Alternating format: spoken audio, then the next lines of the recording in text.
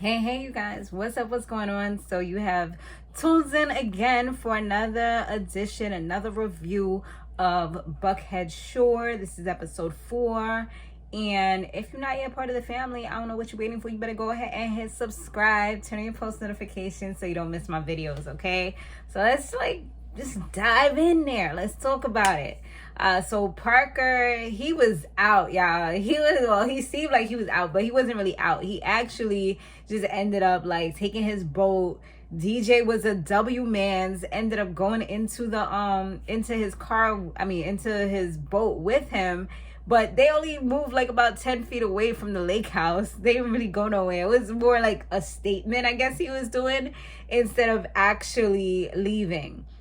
And so Katie, she was tight because he's pretty much downplaying the whole situation.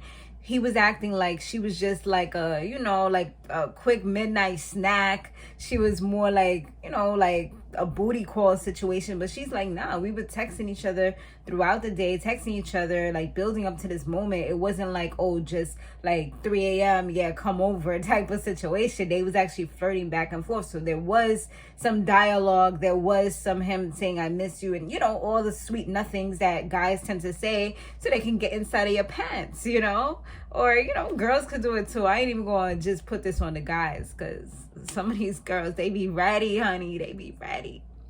So now Parker, he was pretty much feeling attacked. He said this is his worst nightmare happening, that both Katie and Savannah were now at the point where they were kind of cool with each other. So he's he wasn't really okay with this. I guess he wanted them to be at odds, and now they're sharing stories, they're hearing too much. It's just oh no. So Katie, she decided to pretty much confront him because she felt super disrespected at the fact that he was just lying to all the guys and just telling them all these things about her, making her look bad. And she's at the end of the day, she actually thought that they were rekindling their relationship. She thought that things was coming back. As you saw, she has a really good relationship with his mother. So she kind of felt I'm pretty sure she would want to keep that family together because she feels so strongly about this man. Even though he's hurt her so many times, it seems like if he was to say I'm gonna be here for you, I want to be with only you, she would literally say yes and jump right back into his arms. I can just totally tell that by the things that she was saying.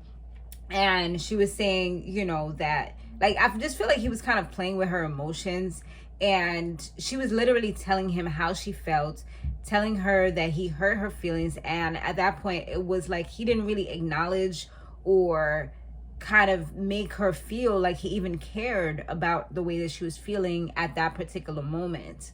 So Parker, he literally was saying oh, they're blaming me for everything. They're sucking the love and the fun out of him. And it was just playing victim. I've said in the past episodes, I do feel like he just plays victim. He didn't do anything. He didn't make these women insecure. He didn't make these women feel like they were top notch. And then kind of them realizing oh snap, he's treating her the same way as well. So yeah, it's he's taking no real full accountability. So Adamo, he seemed to be getting more play than everybody at that particular moment when they was all downstairs, because Savannah was just sitting on his lap. I'm don't you feel a little pokey? I'm I don't know. Yeah, he's gay and everything, but he still got feelings at the end of the day, and she's an attractive girl. Honestly, if he wasn't gay, then it probably would have been a problem for Parker more so. And I feel like he did have a little bit of an issue, even though he didn't say anything, because eventually he did move and he felt like they were laughing at him, laughing at the situation. He was actually super paranoid. They weren't even necessarily laughing at that particular thing, But yeah, the way Savannah was rubbing marshmallows on Adamo's face and stuff. I'm yo, yeah, you're doing a little bit much. It's she's doing these things to make him jealous without really making him jealous, just because yeah, it's another guy, but it's a gay guy, so it's you get a pass. I don't know. Anyways, all I know, if my man was sitting on some female's lap, gay or no gay, that's a month. I mean, that's weird, but you get what I'm saying. Like, I just feel like it's still weird. It's still a problem. It's still not acceptable. I don't care who it is. You know what I'm saying? But I mean, that's just me. I have certain ways that I do things. But now Parker, he ends up addressing the group, and he says that he feels disrespected because he's trying to please them and everyone is pretty much divided and they're laughing about the situation, like I said. So he just kind of stormed off and went upstairs. So Katie ends up saying that they actually were texting all the time, and this is more information that Savannah's like hearing now.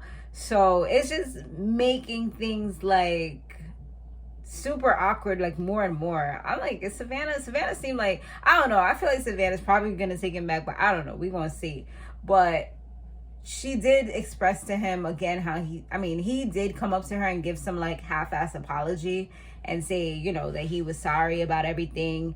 And he also was saying something about how Savannah pretty much wasn't the girl for him. He's realizing now because of the way that she is kind of like taking all this information that she's getting. Like, she's just supposed to be some robot that doesn't care, doesn't have any emotions, doesn't feel hurt, and is just like, oh, come back to me, baby. Like, this guy lives in like an alternate universe or something. But yeah, he was saying that maybe like that she isn't being classy about the situation. I'm just like, that is definitely not the word. Like, what do you expect her to do? You know, she's probably trying to use coping mechanisms because she feels so hurt and she feels like you've been playing with her heart, even though she poured herself into you. You know what I mean?